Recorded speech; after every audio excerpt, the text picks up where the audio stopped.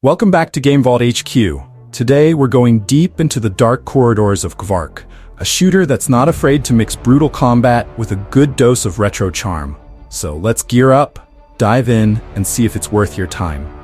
Right out of the gate, Kvark grabs you by the throat and never really lets go. If you're into games that evoke the feeling of classic shooters, then Kvark is going to feel like coming home. Developed by Perun Creative, this indie gem hits you with everything you love about the genre. Tense exploration, frantic firefights, and just enough sci-fi weirdness to keep you wondering what's lurking around the next corner.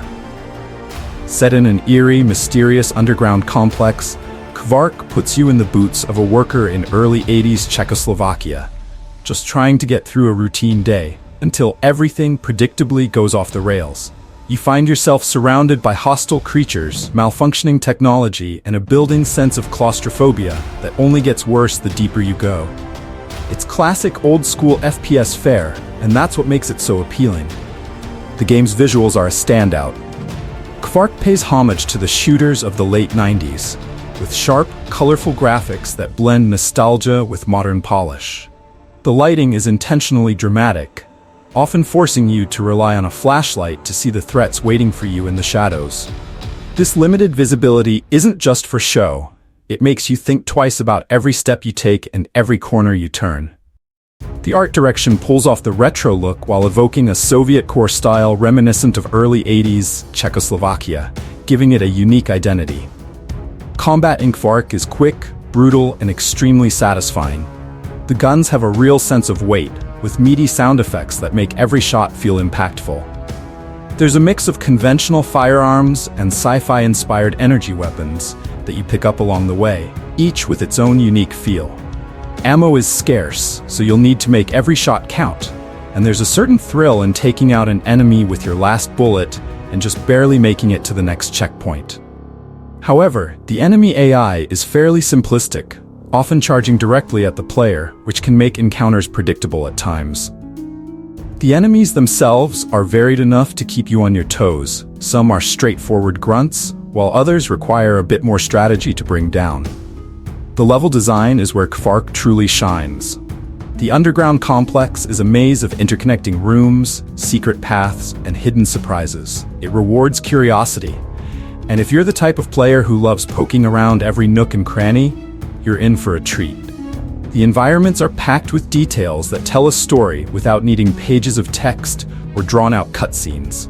Whether it's abandoned equipment, signs of former workers, or strange experiments gone wrong, every area feels lived in, or at least it used to be. However, the checkpoint-based save system can be frustrating, as save points are limited and often far apart, leading to repeated challenges if you make a mistake. Originally, Kvark featured a quick save system, but it was removed to enhance the challenge, which has been a point of contention for many players. One of the highlights is the game's atmosphere. Kvark knows how to make you feel uneasy, and it does it without relying too heavily on jump scares or cheap tricks. The soundtrack is moody and fits the setting perfectly, switching from tense, throbbing beats during combat to eerie silence when you're exploring a seemingly empty hallway. It's the kind of audio design that gets under your skin in the best way possible, making you hyper-aware of every creak, hiss, and distant growl. However, Kvark isn't without its flaws. The difficulty level can spike unexpectedly, leading to moments of frustration where you're stuck, repeating the same encounter over and over again. The scarcity of ammo, while adding to the tension, can also feel a bit too punishing in spots, especially if you've made it far without enough resources and suddenly find yourself outgunned.